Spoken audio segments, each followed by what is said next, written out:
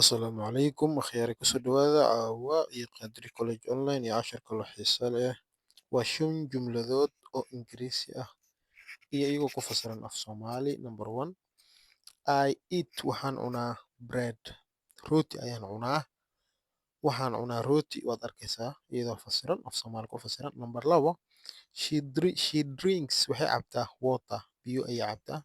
she drinks haddaa dhahdana waa sax she drinks water waxay cabtaa biyo number 3 he goes wuxuu aadaa go ayay ka timid aadis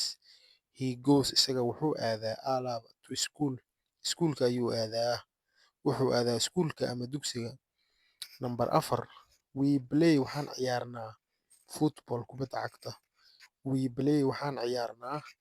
football kubadda cagta play waa ciyaaris football kubadda cagta number 5 they sleep way seexdaan early xilli hore they sleep waxay seexdaan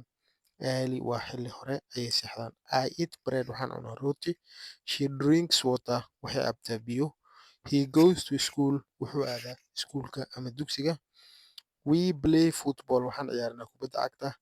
they sleep early xilli hore ayay seexdaan kusoo dhawow qaadir college online kana baro luuqadaha kala duwan sida ingiriiska sawaaxiliga iyo soomaaliga ha ka raagin soo dhawow